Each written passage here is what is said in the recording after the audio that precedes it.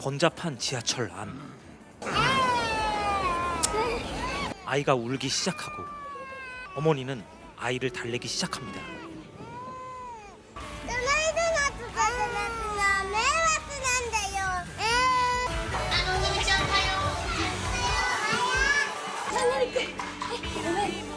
아, 来月から料金が上がりますんでよろしくお願いします。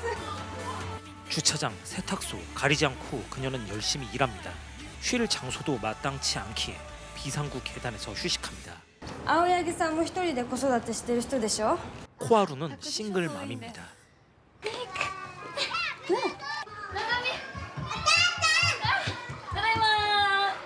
またお絵描き上手になったね。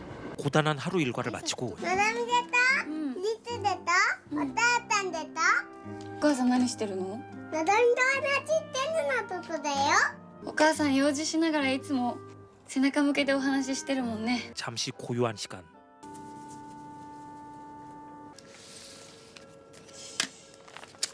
공과금의 압박.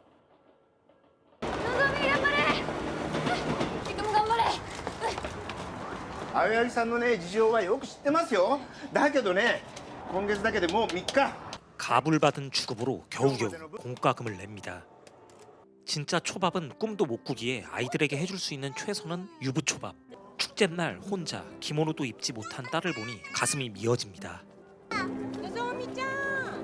私いなり寿司は大事おいしい食べ物と思いますわ。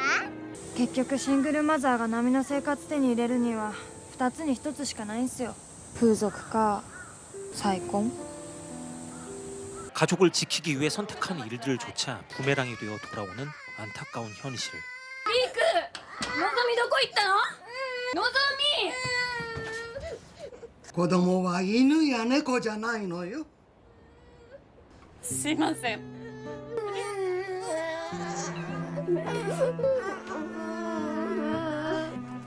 그녀는 결국 생활복지과를 찾아갑니다. 収入がある状態ですので。家に子供を残して働きに出てるんです。託児所は今の仕事の時給が900円で託児所の1時間の料金が800円なんです。ご主人はどうしてお亡くなりになりました？事情が分かりませんと判断しかねますから。駅で電車に。 1년 후 노조미는 6살, 리쿠는 3살이 되었습니다. 생활복지과에서는 코하루의 어머니가 딸을 돕겠다는 답변을 했기 때문에 여전히 그녀를 도와줄 수 없다고 말합니다. お金貸していただけませんか？500円でもいいんです。500円。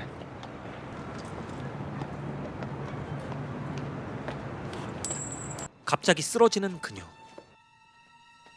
貧血だと思うけど血液検査に回しましたから追ってご連絡します。妻なんです。 코하루는 20년 만에 어머니를 찾아갑니다. いらっしゃいませ。小春ちゃんか。 이 남자는 어머니의 새 남편입니다. 양장점은 파리만 날리기에 현재 호텔에서 일하고 있는 코하루의 어머니가 이 가족의 생계를 책임지고 있었죠. ちょっとお父さんに似てるね。彼がうちに来てくれたのも夏だったか。2人目生まれるって言ってたから。彼名前何でしたっけ？シン。シンくんね。彼結婚の報告に来てくれて、小春ちゃんとお母さんの仲取り持つんだって言ってましたよ。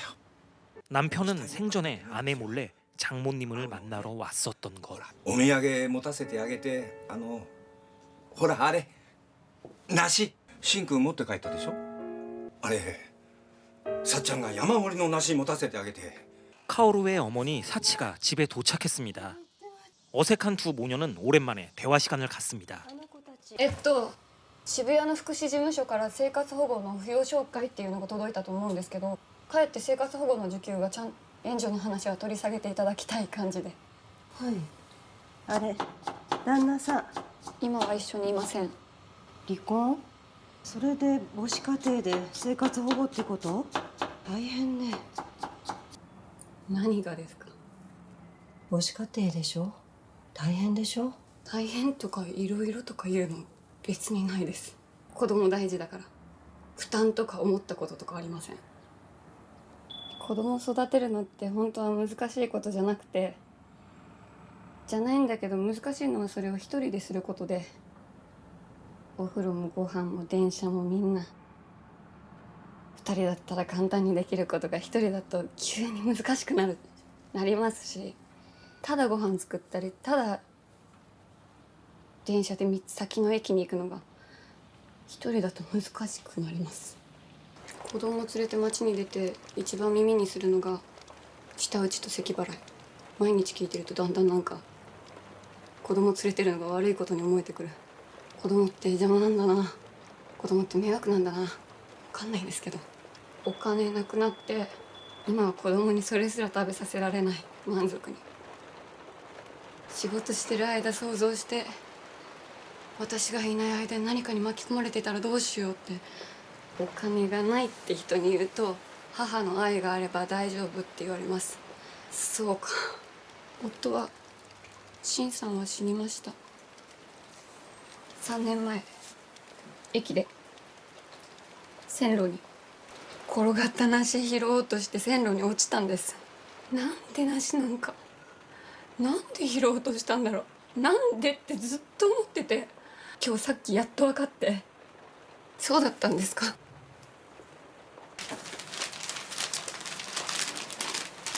大してないし何も買えないだろうけど、持ってって。いらない。기억 후 어머니가 쥐어주는 돈을 마다하는 딸. 새 모녀는 집으로 향합니다. 코하루는 줄곧 참아왔던 눈물을 터뜨립니다. 고인이 된 남편이 너무 보고 싶습니다.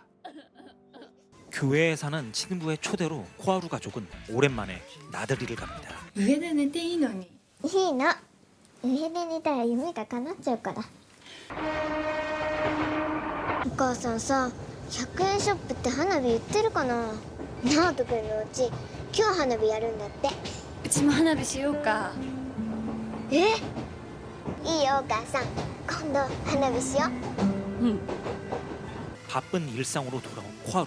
그런데 어느 날 집에 아동복지과 사람들이 찾아왔습니다. 僕この怪我どうしたの？ 코하루의 아이들이 현재 학대당하고 있다고 신고가 들어오는 상황. 복지과 사람들은 당분간만이라도 아이들을 맡길 만한 곳에 맡기라고 권고합니다. 待っ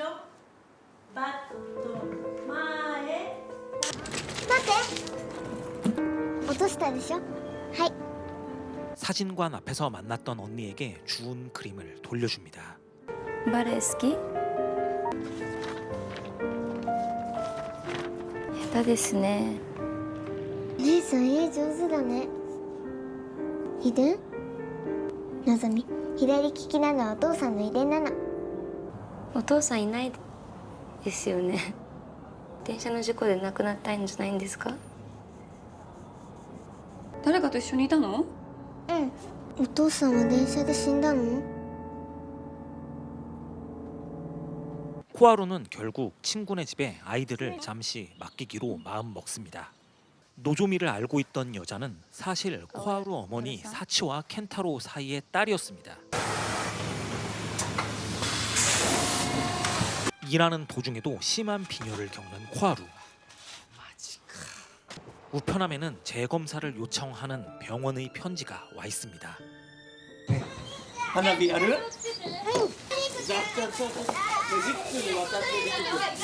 姉さんね。のぞみちゃん？何やってんの？早く花火やろう。はいどうぞどうぞ。気をつけて。きれい。のぞ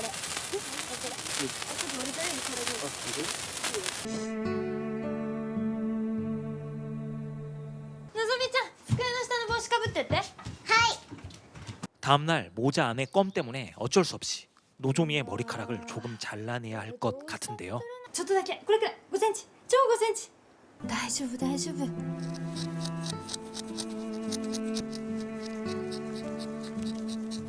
なんかちょっとおばさんっぽくなった。あんたたち待ちなさい。戻ってきて謝んなさい。待って、今鏡持ってきてあげる。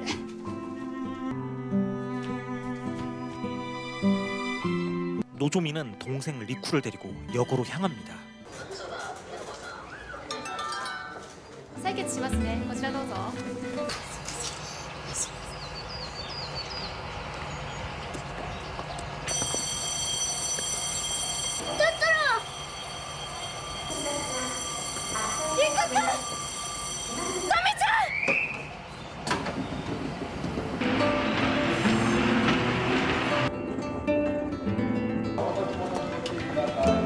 동생과 떨어진 노조미는 몇 개 남지 않은 동전으로 엄마에게 전화를 겁니다. 하지만 엄마는 현재 병원에서 전화를 꺼놓은 상황. 마지막 동전이 떨어지기 직전 할머니네 집에서 할아버지에게 받은 쪽지가 기억납니다. おじさんね、大概暇だから電話しといて。 노조미의 전화를 시오리가 받는데요. 大津ケーキが終点なんで今調べてもらってます。どうしよう。のぞみちゃんに何かあったら。大丈夫。のぞみは大丈夫。あの子しっかりしてるの。今から大月駅に向かいます。 다행히 혼자 있는 노조미를 시오리가 만나러 왔습니다. のぞみ、怠け者さんにお電話したんだよ。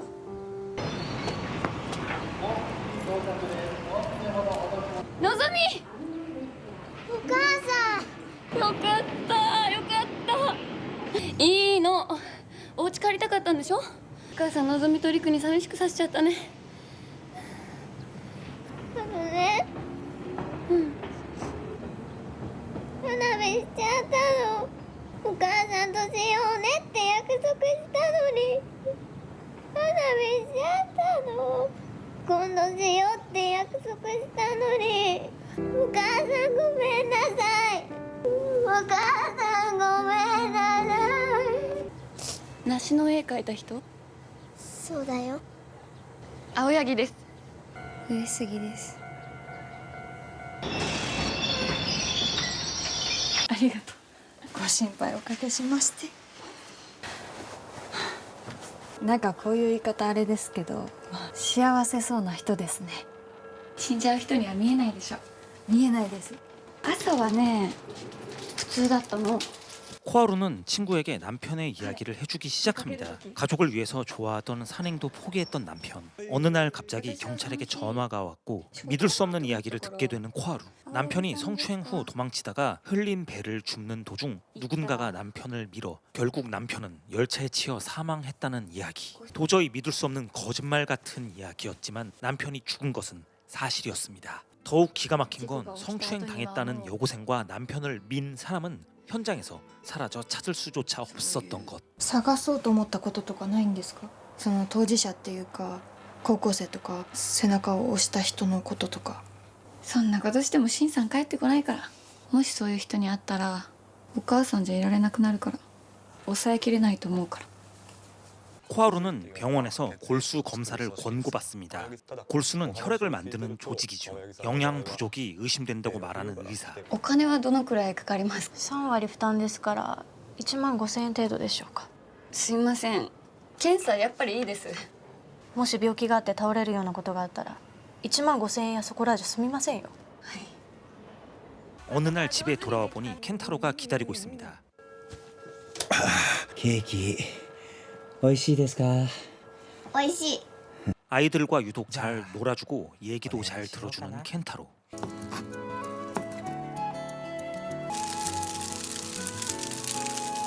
あんなものしかできなくてちくわのチャーハンねあれねさっちゃんもよく作りますお父さんはいつ頃もう10年前です18の時でそれからまた10年かなちゃんねお仕事忙しい時はこの子たちうちで預からせてもらえませんか 코하루의 어려운 사정을 안 켄타로는 이 말을 하기 위해 코하루를 찾아온 것이었죠. 그는 코하루가 엄마와 화해하기를 바라고 있었습니다. 결국 코하루는 켄타로에게 아이들을 맡기게 됩니다. 그리고 그녀는 골수 검사를 진행하게 되죠. ストップストップストップストップストップストップストップちょっと休憩ねリコ絵描きしよあ、素直な子たちだね。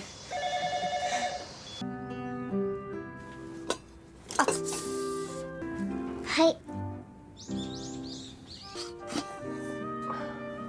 ありがとう。 내색은 안 해도 손녀들이 귀여운 할머니. 코하루가 노조미와 리쿠를 데리러 왔습니다. あれそれはなんでもないわよ。浴衣でしょ。 아이들에게 유카타를 입혀준 할머니. ご飯食べてって。いいよ。のぞみちゃん何が食べたい？しゃぶしゃぶ？うなぎ？ちくわのチャーハン。ちくわのチャーハン。おばあちゃんバージョンね。 소박한 먹거리들을 고르는 아이들.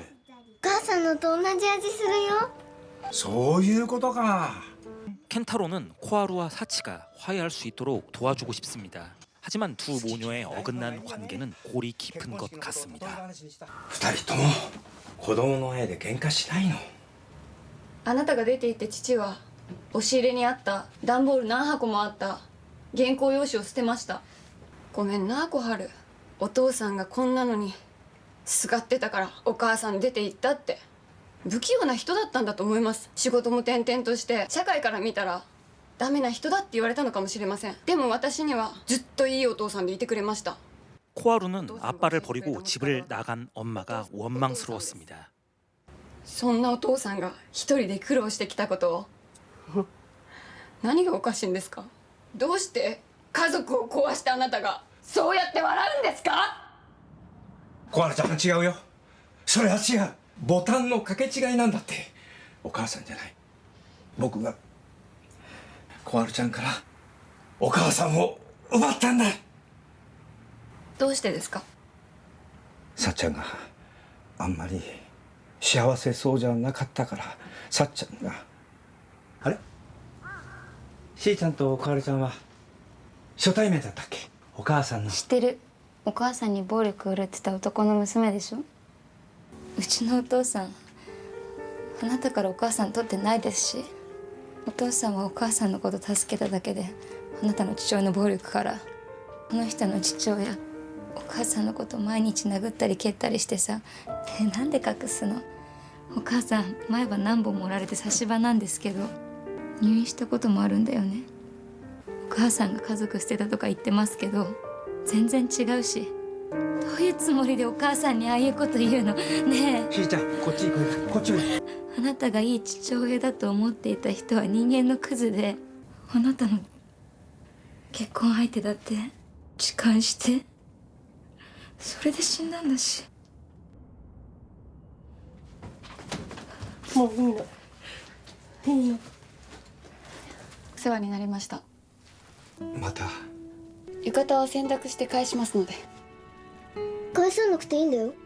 だってお母さんのお母さん言ってたもん。この浴衣小春の浴衣なのって。ありがとうございました。チャーハン美味しかったです。 시간이라는 두꺼운 벽 너머로 스모해의 세월이 흘렀습니다. 오해의 매듭은 풀렸으나 그 긴 공백이 만든 어색함은 쉽사리 건너지 못할 만큼 깊어져 있었죠. 하지만 순수의 빛을 간직한 아이들의 흔적이 두 모녀의 마음을 언젠가는 따스히 녹여줄 것입니다. 시간이 앗아간 것을 시간이 다시 채워줄 것임을 기대하면서 말이지요. 夏休みの宿題いっぱいでそう。あのね、研究するの。リクリク何してんの。リクリクおいリクおいで。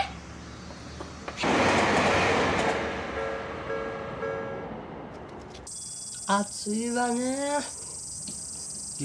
小春ちゃんちも暑いだろうな。あそこんちクーラーないんだよね。子供がいるのに。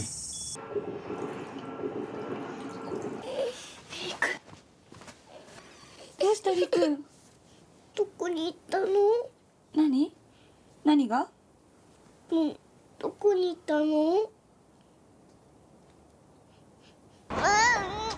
この犬探しています。噛まない優しい犬です。本当に探しています。お家の人いないの。一人なの。ずっと心配してたんだ。かわいそうだよ。探してあげる。どこにいるの。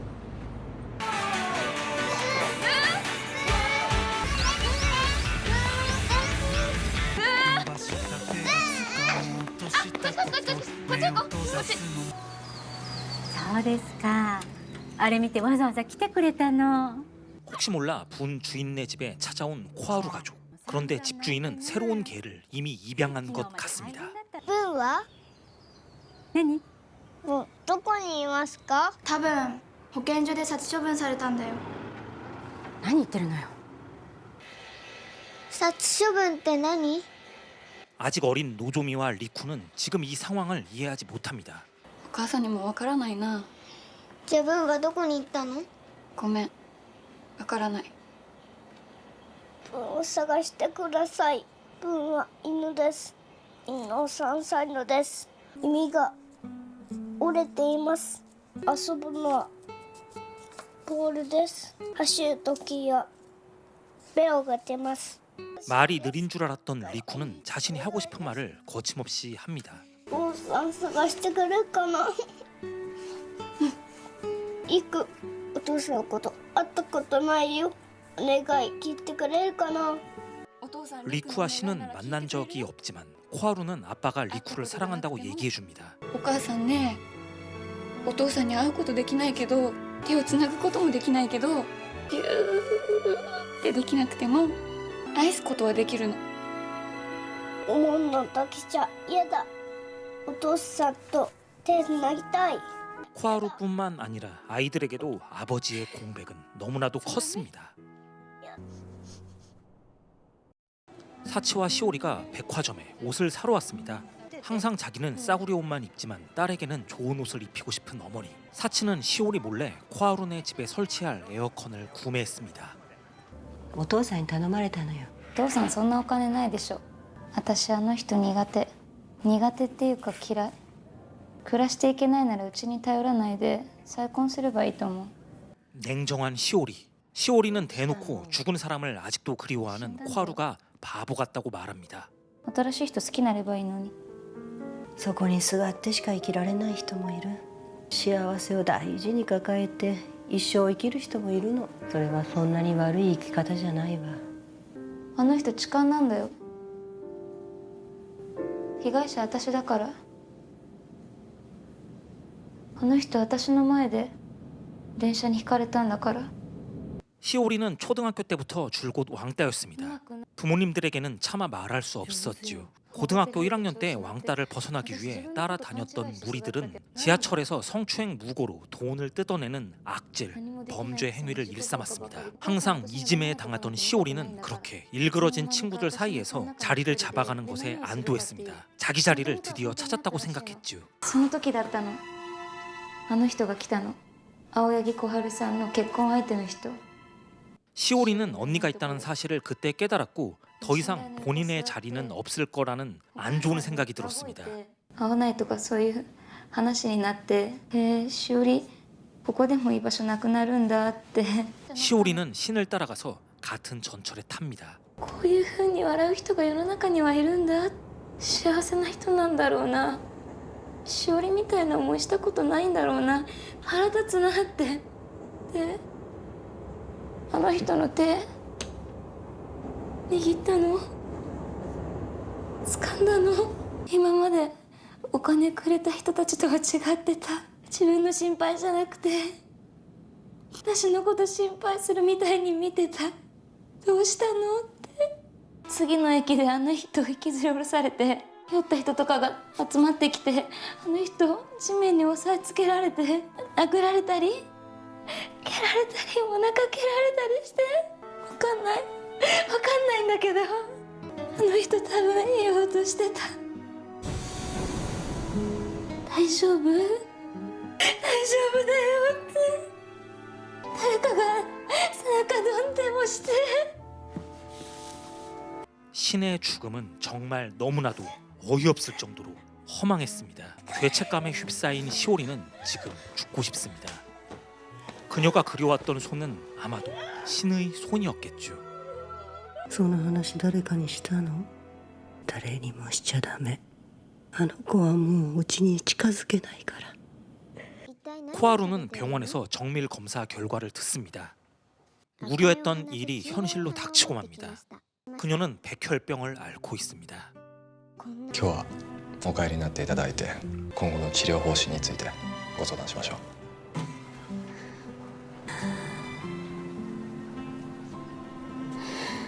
노조미와 리쿠의 해맑은 미소 앞에서 어머니는 눈물조차 감춰야 했습니다. 코하루는 이제 빼먹지 말고 약을 먹어야 합니다. 한 달에 한 번 수혈 치료도 받아야 하지요. 자칫 잘못하여 출혈이 생기면 피가 멎지 않을 수 있기 때문에 이제 더 조심해야 합니다. 그녀는 어떻게 이 사실을 주변 사람들에게 알릴지 고민입니다. 私離婚したんです浮気されちゃって 친구 유키도 마음의 여유가 없을 것 같습니다. 青柳さんはどうしたんですか大丈夫 전화가 왔습니다. 에어컨을 선물로 보내준다고 합니다. 怠け者さんが送ってくれたの？明日電話して聞いてみる 아이들이 잠들고 고요한 시간, 코하루는 병원에서 처방받은 약을 숨깁니다. 다른 사람들에게 괜한 걱정을 끼치고 싶지 않았기 때문이지요. 아영이상!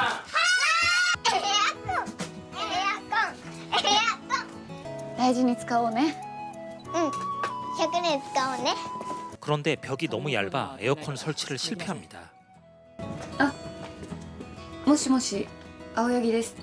でもお気持ちだけでも本当に嬉しかったです。エアコンね、僕じゃないです。 사치, 즉 코하루의 엄마가 에어컨을 보냈던 こ 것. の間のこと懲りずに 켄타로는 또 놀러라는 말을 전합니다.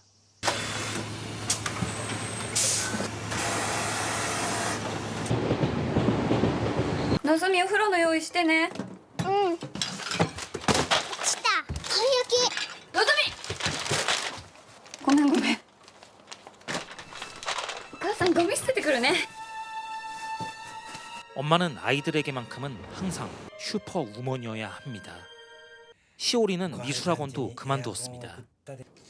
死にたいそんなこと言うのやめて。私人殺したんだよあなたが背中を押したわけじゃないわ。死んだ方がいいんだよ 엄마의 가슴에 비수를 꽂는 말만 하는 시오리. 10時に予約の青柳小春さん診察券出てないのでキャンセルです 오늘은 병원에 가야 하는 날이지만 코하루는 병원에 가지 않습니다. お母さん今日仕事お休みしようかな。のぞみとりくと一緒にいたいから。いいよ。 그녀는 이 암담한 현실을 외면하고 싶은 걸까요? 그녀는 자신의 삶이 얼마 남지 않았다는 것을 직감했습니다. 그렇기에 조금이라도 아이들과 시간을 더 보내고 싶었던 건 아닐까요? 집에 돌아가는 길 우연히 사치를 만납니다. 자신이 죽는다면 아이들을 맡길 수 있는 건 사치뿐이겠지요. 코하루는 사치에게 먼저 다가갑니다. 하지만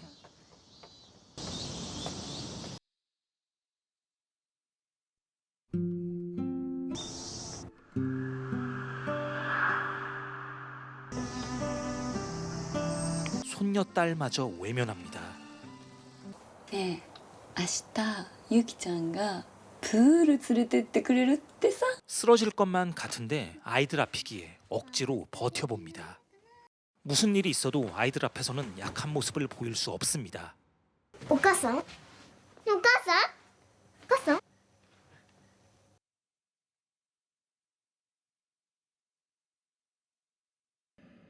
お母さん泳いだ。もうびっくりした。バタバタバタバタバタバタバタバタバタ。よーし。じゃあ見して。練習しよう。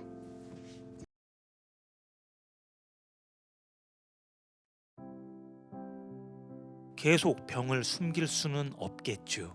그래도 천사 같은 아이들이 걱정하는 모습을 보고 싶지 않습니다.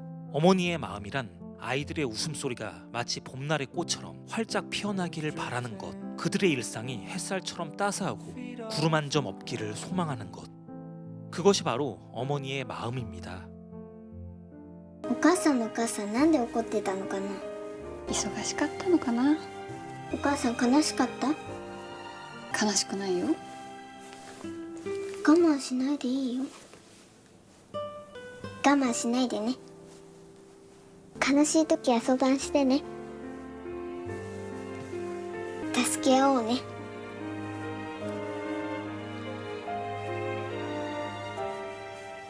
오늘은 친구 유키가 아이들을 맡아주기로 하였습니다. 그녀는 늦은 저녁 병원을 방문합니다. すいません。いただいたお薬ちゃんと飲んでいません。そうですか。歯を磨くと血が出ます。一日に何度かめまいがします。立っていられないくらいです。内出血のあざがあって治るのに消えるのに3週間ぐらいかかります。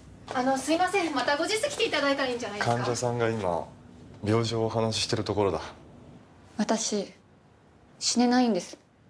死ぬのダメなんです。今死ねないんです。絶対ダメなんです。子供がいます。2人います。上の子が女の子で小学校に入ったばかりで1年生です。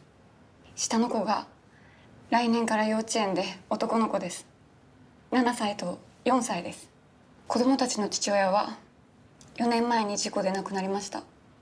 なので私がいなくなってしまったら子供たち2人だけにあの子たち2人だけになってしまいます。だから死ぬのダメなんです。生きなきゃいけないんです。私が守らなきゃいけない命なんです。青柳さん、今から医者にあるまじきことを言いますね。青柳さんが今話してくださったお子さんへの思い、それはどんな薬よりどんな治療よりあなたの命を救う糧になります。あなたがお子さんを思うその気持ちがあれば病気は治ります。僕は全力で治療に当たります。 어머니는 아이들을 지켜주고 싶습니다. 僕の妻は青柳さんと同じ病気で死にました。僕の骨髄じゃ適応しなかったんです。今から骨髄移植の適応検査だけでも受けておいてもらった方がいいかもしれません。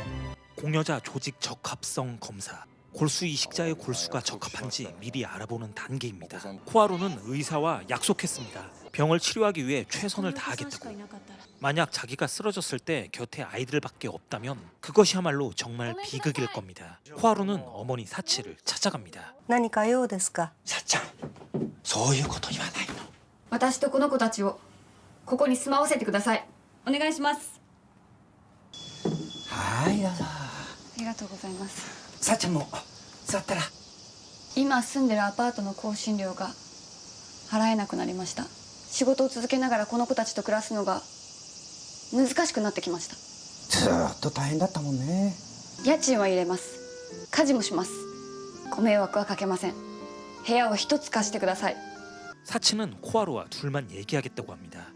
部屋は空いてません。空いているといえば空いてるよ。荷物があるの。 딸의 부탁을 거절하는 사치. 사치는 차라리 돈을 주겠다고 말합니다. 帰ってちょうだい。嫌です。嫌って。 그녀는 아이들을 위해서 뻔뻔해지기로 마음 먹었습니다. 사치는 궁금합니다. 이렇게까지 코하루가 이곳에서 살고 싶어하는 이유가 무엇인지 말이지요. 嘘よ。私を母親だと思ってるの？はい。理由はわからないけど嘘言ってることぐらいわかります。何か別の考えがあって嘘を。嘘でも何でもいいじゃない。小春ちゃんの方から来てくれたんだよ。僕はさっき勤めて普通にしてましたけど本当は心で泣いていました。だってそれはこの20年間ずっと望んできたことですもん。小春ちゃん、立って。立ってはい、話し合って。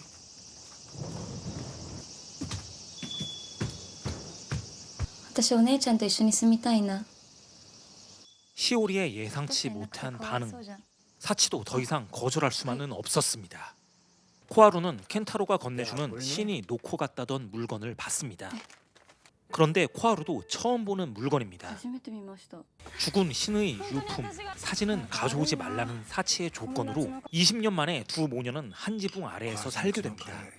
비록 밥은 아직 따로 먹지만 그래도 한시름 놓게 된 코하루. 病気のことをお話になりました。ずるしたんです。本当は家族だと思ってないのに嘘ついて同居を迫りました。でもお子さんのためにでしょ。無料の託児所として利用してるんです。 그녀는 켄타로에게 건네받은 남편 물건의 출처를 찾아봅니다. もしもし、ロッチ長兵衛さんですか? 노조미와 리쿠는 다행히 친절한 켄타로 덕분에 새 집에서 잘 적응하고 있습니다. 怠け者さんを遊びに連れて行ってくるね。のぞみ、いい句。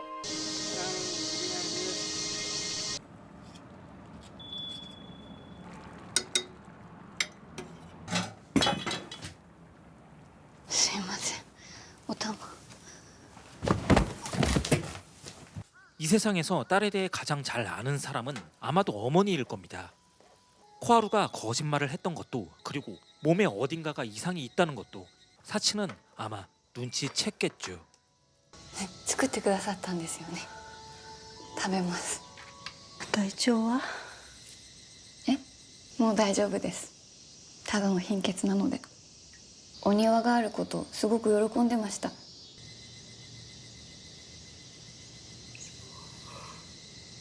しんくん、あの子、ご両親はいなかったの？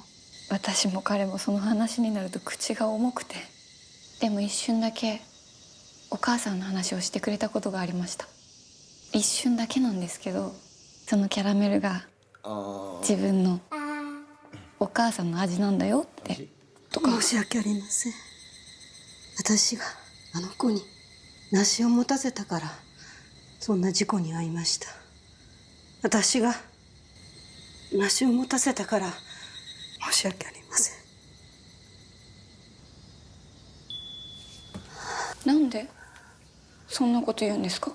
ごめんなさい。違います。そういうのいりません。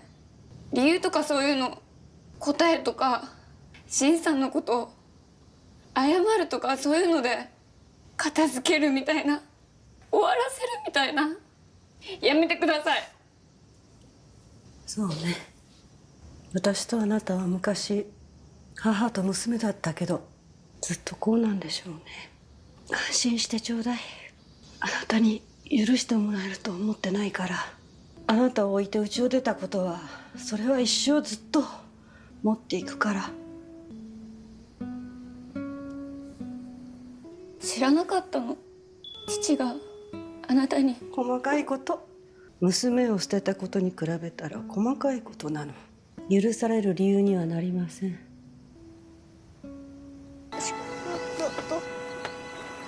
ない。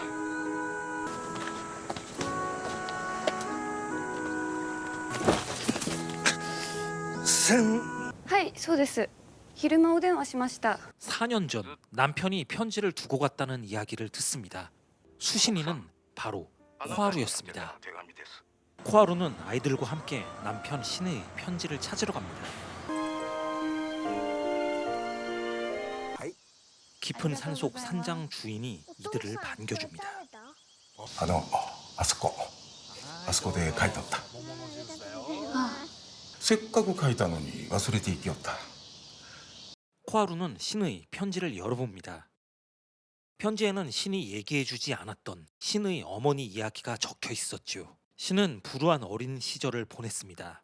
8살부터 10살까지 3년간은 누구의 보살핌도 받지 못한 채 홀로 지냈죠. 신의 어머니가 그를 두고 집을 나갔기 때문입니다. 그래도 어머니가 한 달에 한 번 보내주는 돈으로 먹을 것들을 살 수 있었습니다. 혼자 일어나 이부자리를 개고 혼자 씻었고 혼자 빨래했습니다. 다른 사람들에게 혼자 사는 게 들킬까봐 머리도 혼자 잘랐습니다. 신의 어머니는 아주 가끔 나타나 혼자 잘 있는 신을 칭찬했지요. 어느 날 어머니는 도쿄로 떠나버렸고 더 이상 한 달에 한 번 오는 돈도 오지 않게 되었습니다.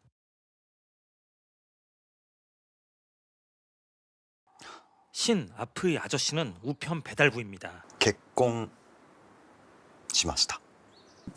なんだお前、親父になったんかよ。はい。よかったな。死なねえで。 신의 딱한 사정을 눈치채고 신을 도와주었던 사람이었죠. 이 사람이 있었기에 어렸던 신이 혼자서 큰 탈 없이 잘 자랄 수 있었던 겁니다. 신의 어머니라는 사람은 신에게 생명보험을 걸어두고 방치했었습니다. 끔찍하리만큼 최악의 부모였지만 신은 그래도 자신의 어머니를 용서했습니다. これ僕いっつもこれ持って寝てました。お母ちゃんいろいろ言われたかもしれないですけど、僕も施設とか行って警察とかいろいろなこと言われて、お母ちゃんのことを悪くの感じとか、あなたはかわいそうなあれだとかいろいろなこと言われて、お母ちゃんにも言ってんのかな、お母ちゃんに言われてんのかな、心配しました。 자신을 버리고 간 어머니가 오히려 욕을 먹었을까봐 걱정했던 신. 그는 코하루 역시 어머니를 용서해 주기를 바랬습니다. 그렇기에 아내 몰래 장모님을 만나러 간 것이었죠. 어떤 일이 있었던 가족이란 관계는 저버릴 수 없으니까요. きっとうまくいく。何もかもうまく。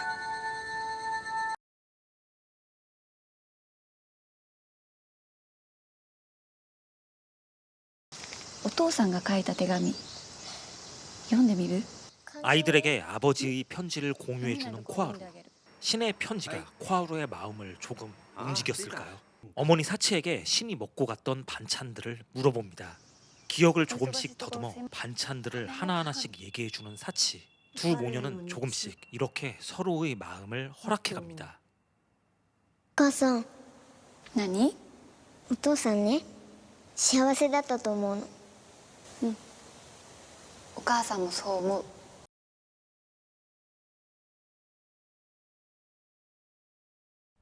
신에게 코하루는 첫 번째 진짜 가족이었습니다. 코하루를 만나고 또 사랑하는 딸이 생기고 그는 너무 행복했습니다. これなんて読むんだっけな。見せて。読んであげる。どこ？ここ。 켄타로는 술 마시러 나갔고 사치는 야근 중입니다. 아이들을 제외하면 집안에 코하루와 시오리만 남아 있습니다. 手紙に読んだんですか？のぞみちゃんが漢字教えてって。 컵을 깨트려 다치는 코하루. 私お姉ちゃんと仲良くしたい。手紙読んで泣いたんです。そうなんだと思って泣いたんです。姉ちゃん旦那さん亡くなってそれでも強く乗り越えてるなって思うし、のぞみちゃんたちもお父さんいないのに頑張ってて偉いなって思うし、私も反省して苦しくてちゃんとして言わなきゃって思って、あの日私が電車で青柳新さんを痴漢だって言いました。私が嘘をついたからああいうことになりました。青柳新さん優しい人でした。私のこと心配してくれて、だから手紙のこと分かるっていうか幸せだったんだなって。ごめんなさい。ごめんなさい。ごめんなさい。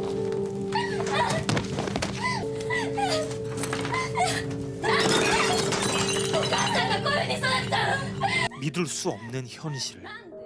코하루는 분노를 터뜨립니다. お母さんどうしたの？のぞみダメ！来ちゃダメ！分かってるからダメ！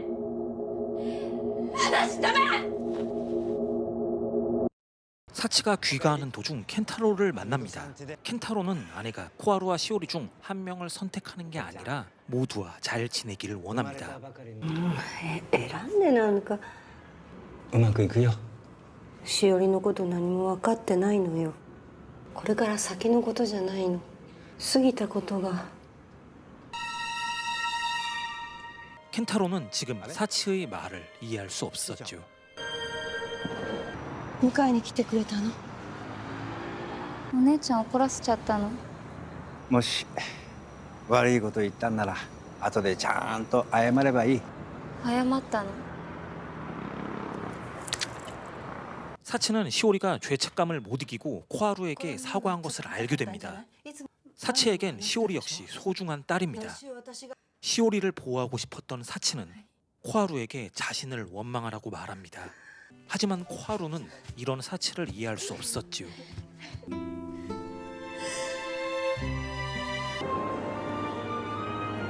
ごめんなさい。気づかなくて。大丈夫。私絶対治るから。 코하루는 친구에게 자신의 병을 얘기해 줍니다. 사치와 시오리를 용서할 수 없다면 언젠가 아이들을 친구에게 부탁해야 할 겁니다. 吉川です。 딸 시오리의 고등학교 때 친구가 말을 걸어옵니다. 시오리는 정말 착하고 섬세한 아이였습니다. 시오리가 왕따 당하는 걸 도와주지 못했다고 사과하는 딸의 친구. 사치는 시오리에게 자신만이라도 편이 되어줘야 한다고 생각합니다.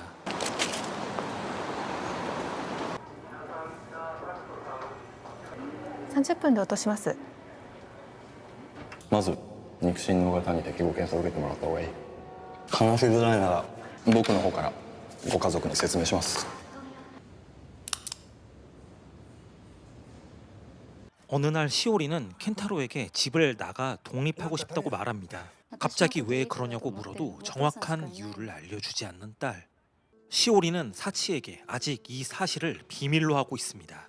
어머니가 안다면 말릴 것이 뻔하기 때문이었죠. 축제날 노조미와 리쿠는 너무 즐겁습니다. 모두가 즐거운 시간을 보냅니다.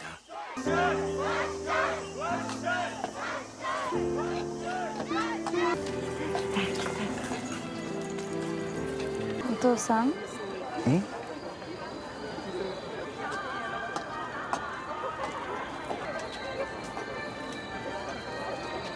りくは人生で一番楽しかった来年もできる？お父さんいる？しおりは？しーちゃんもうこのうちにいないよ。え？見送ってきた。しーちゃんもう20歳だよ。独り立ちしたいんだよ。さっちゃんはもう十分にあの子を育てた。一番の子育ては親はもう必要ないって子供が思うことだよ。 켄타로는 이제 갓 20살이 된 시오리의 독립을 응원해주는 모양입니다. 하지만 시오리의 아픈 과거를 알고 있는 사치는 시오리가 죄책감으로 인해 집을 나간 것이라는 사실을 알고 있었죠. 사치와 코하루는 대화의 시간을 갖습니다. ずっと通ってる病院があります。その病院の担当の先生に会っていただけないでしょうか。私ちょっと病気をしてて、再生不良性貧血という病気です。どうして今そんな話をするかな。 딸을 잃은 상실감은 사치를 무너지게 만들었습니다. しおり出て行ったの。次の意識に出て行ったの。違うの。 딸이 자신에게 도망친 건 처음 있는 일이 아니었습니다. 코하루에 이어 시오리마저 떠났다는 상실감에 사치는 가슴이 무너졌죠. 警察でもどこでも行ってちょうだい。行って行って。あの子殺して殺せばいいの。私も死ねばいいの。許してくれるの。 そのどれでもありません。どこにもありません。 다음날 사치의 가슴 한켠에 코하루의 부탁이 아련히 울립니다. 두려운 발걸음으로 향한 병원. 그곳에서 들려오는 이야기는 또 하나의 가슴 아픈 운명이었습니다. 20해라는 긴 시간을 타인처럼 살아왔지만 피는 속일 수 없는 법. 코하루는 언제나 사치의 가장 소중한 딸이었습니다. 같이 살기 시작한 이후 서서히 녹아내리던 서로의 차가운 벽, 조금씩 데워지던 마음들이 이제야 맞닿으려 할 때 무심한 운명은 또 다른 시련을 던져버렸습니다. 자신 또한 어머니이기에 홀로 두 아이를 키우고 있는 딸의 고됨이 더욱 생생하게 전해옵니다. 마치 자신의 심장을 찢어내는 듯한 그 아픔이 어머니란 이름으로 2배, 3배 더 깊이 파고듭니다.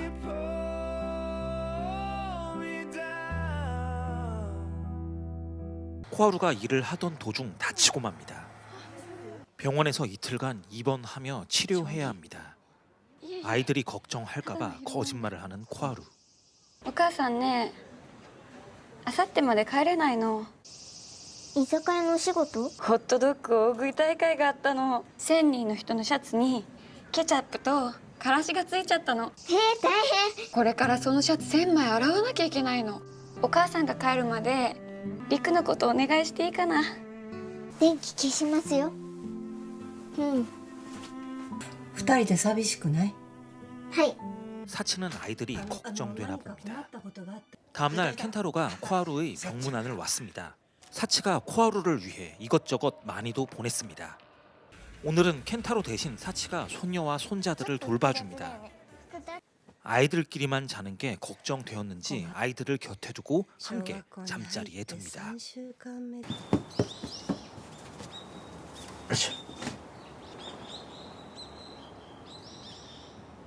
どこ行くの？病院に行ってくるの。ドナーのね。検査受けてくるの。 코하루의 병을 알게 된 켄타로. 사치는 켄타로에게 시오리의 비밀을 말해줍니다.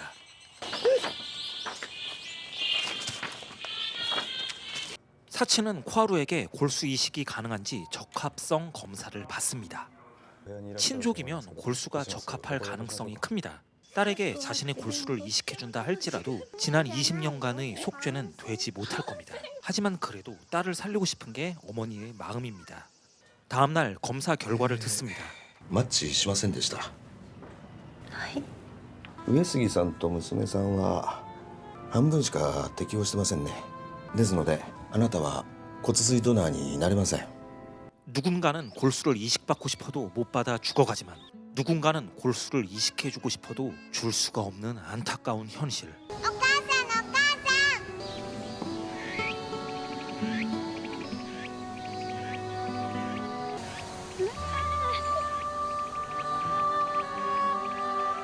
사치는 담담하게 코하루에게 검사 결과를 말해줍니다.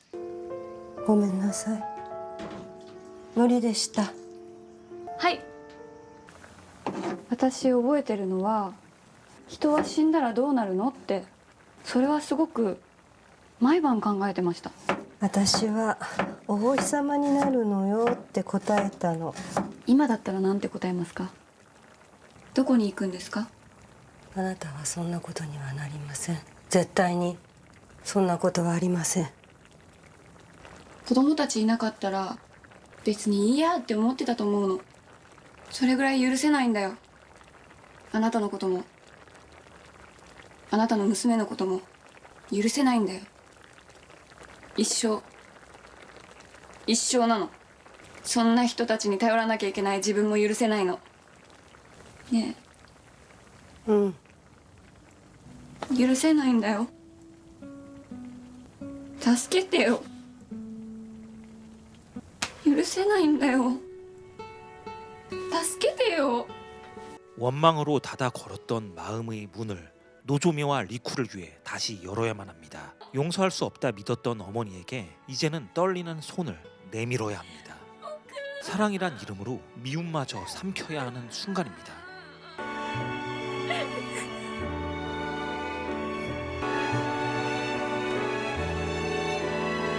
나는お星様にはならない。絶対ならない。でも絶対なんてないから. 아이들을 두고 죽을 수는 없습니다. 하지만 어머니의 골수를 이식받지 못하게 된 지금 자신의 부재를 조금씩 준비해야 될지도 모르겠습니다. 오지さん. 켄타로가 시오리를 찾아왔습니다. これからどうすんの? 4年ぐらい何もしてないもん。働くのとか働くの。そしたらさ、最初のそのお金でお父さんに帽子買ってあげる。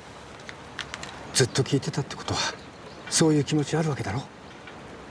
償いわかるか？償い。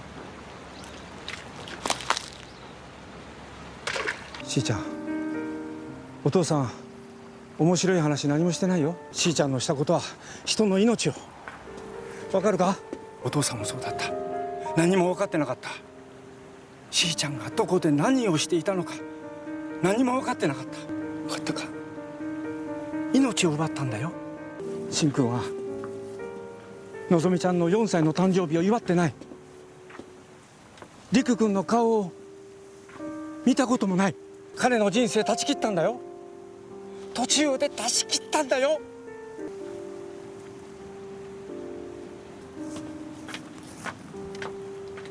どうした？お母さん。どうした？お母さん病気なの。お母さん病気なの。ごめんなさい。丈夫に産んでやれなくて。 노조미는 엄마가 요즘 왜 긴팔만 입는지 궁금했습니다. お母さん元気だよ。大丈夫。心配しなくても。 켄타로는 다리를 삐끗했습니다. 때문에 오늘 리쿠는 잠시 친구 유킨에 가 있어야 할 것 같네요. しーちゃん、電話出ない。マキちゃん、なんて？帰ってないって。しおりは探します。病院で適合検査受けさせます。しーちゃんのことが不憫でならない。どうにか償いさせてやり直しさせてやりたいです。이 병은 조금의 감염도 치명적입니다. 그녀에게는 시간이 얼마 없습니다. 사치는 시오리를 찾아 나섭니다. 시오리는 우연히 어떤 남자를 발견합니다. もしもし、しおり、今どこ？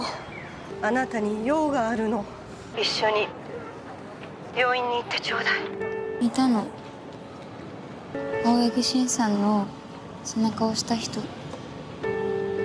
しおり、おかしなことしちゃダメよ。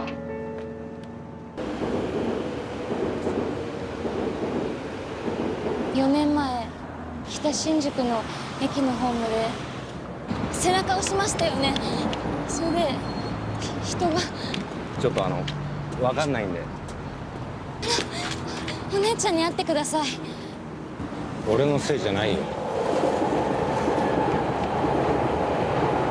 시오리는 어떻게든 코하루에게 속죄할 방법을 찾고 있는 걸까요? 私のお母さんの名前は青柳小春っていうお名前です。 노조미가 엄마를 찾아 병원에 왔습니다. 코하루는 애써 딸을 피합니다. 끝까지 숨은 채 친구에게 노조미를 부탁합니다. 이때 엄마를 찾아 도망치는 노조미. 결국 코하루가 직접 나서 노조미를 찾습니다. のぞみ、お母さんごめん。知らない人の部屋入っちゃった。 여느 때처럼 일상적인 이야기를 늘어놓는 노조미. 애써 평소인 척해도 엄마가 걱정되는 건 어쩔 수 없습니다. 엄마는 결국 자신이 아픈 것을 인정합니다. お薬飲むね。いっぱい心配かけたね。心配っていうか怒ってるのわかる？相談してねって言ったのに、助けようねって言ったのに、のぞみはそういうのできないのかな？違うよ。のぞみとりくの世話が大変だから？お母さん好きなことできなかったでしょ？違うよ。シングルマザーだから病気になったのかな？シングルマザーって何？お父さんがいないこと。お母さんが子供の頃のお話していい？ 모든 엄마들은 아이들에게 특별한 존재입니다. 부족함 없이 아이들을 대하고 싶지만 예기치 못하는 상황들이 힘들게 할 때가 많죠. 코하루 역시 그저 평범한 어머니가 되기를 소망했습니다. 건강한 미소로 아이들을 반겨주는 그런 평범한 어머니로 살고 싶었던 것이죠. 아이들의 마음에 그늘이 질까봐 두려워 병을 숨기기도 했지만 진정 온전한 어머니의 모습으로 아이들의 곁에 머물고 싶었기에 자신의 아픔을 깊이 감추어둔 것입니다. 그리고 이제 노조미에게 머금어 두었던 진심을 고요히 털어놓습니다. 隠してたこと謝ります。ごめんなさい。お母さんの病気はね、ちょっと難しい名前なの。再生不良性貧血。どんな病気かっていうと、体の中で血が上手に作れなくなるの。治すためにはお薬飲んだり輸血したり骨髄移植っていう手術をして治すの。お母さんはまだ手術できるかどうかわからないんだけど、先生は治るって言ってくれてるし、治すだけなの。ちくわチャーハン作るみたいに治すの。お母さん好きなことができなかったなんて思わない。シングルマザーだなんて思わない。うちは3人家族だよ。 씻어낼 수 없는 죄책감은 시오리를 궁지로 몰아넣습니다. 忘れられなかった。青柳新さんに会いたい。会いたい。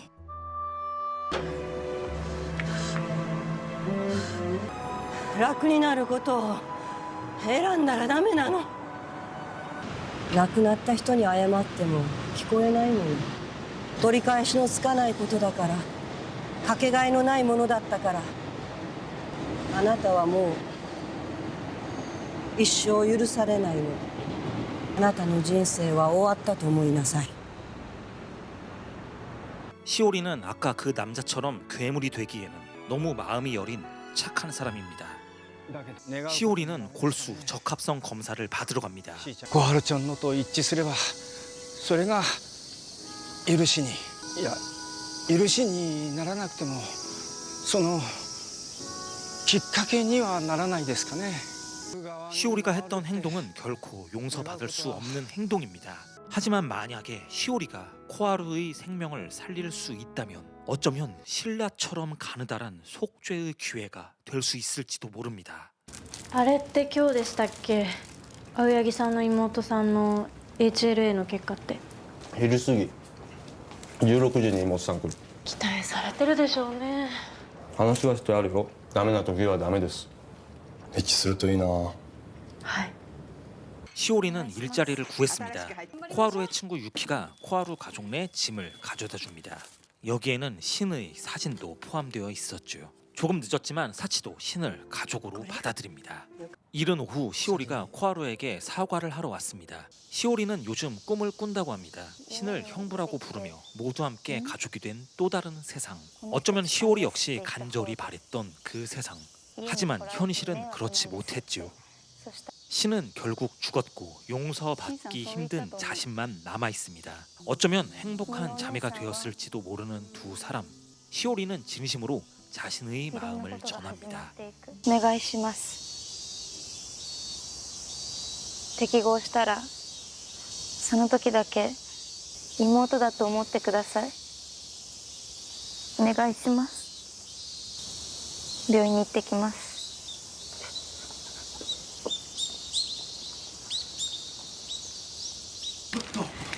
雨だよ. 시오리가 검사 결과를 받으러 가고 남은 가족들은 간절히 검사 결과를 기다립니다. 걸려오는 전화 하나하나마다 신경이 쓰이는 코하루. 겉으론 태어난 척해도 그녀 스스로가 지금 가장 긴장되는 사람일 겁니다. はい、上杉です。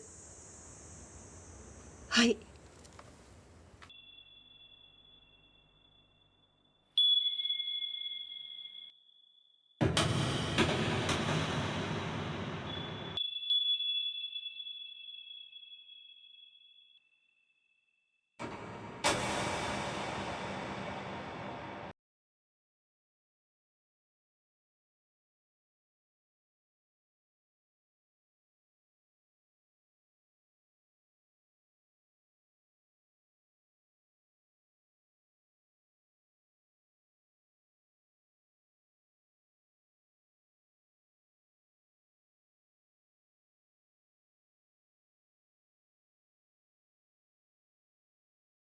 人は死んだらどうなるのかな、どこに行くのかなって考え出したら、家族ってさよならを言わない人たちなのかなって。俺分かった。答え？ 人生に答えなんかないんだって. 가족끼리 저녁 식사 시간을 갖습니다. 디저트까지 함께하는 즐거운 시간. 이때 시오리가 조용히 사치의 집에 찾아옵니다. ご飯食べてる？今日だけはゆっくり寝なさい。上がっていただいたらどうですか？ええ、もう帰られるって。私許せるかどうか分かりません。でもこんな風にも思うんです。子供たちがいつか知るかもしれない。その時子供たちに彼女のことを憎んでほしくないって伝えてください。検査受けてくれてありがとう。手術の時はよろしくお願いします。私の妹に伝えてください。あなたのおかげで生きられる。 운명은 때로 우리에게 작은 기적을 선물합니다. 시오리의 골수가 코하루에게 맞는다는 소식은 오랜 어둠을 걷어내는 한 줄기 빛이었습니다. 코하루에겐 가족을 지킬 수 있는 희망이자 시오리에겐 언니를 지킬 수 있는 구원이었지요. 세월은 강물처럼 흘러 사치의 주름진 손등 위로 코하루의 시간도 똑같이 새겨져 있었습니다. 두 사람은 오랜만에 함께 도란도란 이야기를 나눕니다. 각자가 걸어온 어머니라는 이름의 길. 이제는 서로의 마음을 더 깊이 이해할 수 있게 되었습니다. 노조미의 그림일기 속 코하루와 사치는 투닥투닥 다투더라도 결국은 한 가족처럼 그려져 있습니다. 20년간 따로 살아오고 또 서로 등을 돌렸어도 결국 아이들의 눈에는 가족이었던 것이죠. 아이들은 추억으로 성장합니다. 코하루 역시 사치에 대한 추억들을 잊을 수 없었습니다. また会えてよかった。ただいま。おかえり。 11월 코하루는 수술을 위해 입원하게 되고 정확히 5개월 후 건강한 모습으로 다시 노조미와 리쿠를 만나게 됩니다. 일본 드라마답지 않게 과장되지 않게 허구적 장치들 없이 현실적인 고난들을 담담히 그려낸 드라마. 가족이란 무엇인가? 용서와 화해는 어떻게 이루어지는가? 상처받은 관계는 어떻게 회복될 수 있는가? 현대사회의 어두운 면을 직시하면서도 인간 중심의 희망과 화합을 그려낸 수작이었습니다. 살면서 몇 번 만나보지 못할 것만 같은 훌륭한 일본 드라마였기에 원작을 감상하는 것도 강력 추천드립니다. 끝까지 시청해주셔서 정말로 감사드립니다. It's a force I can't escape.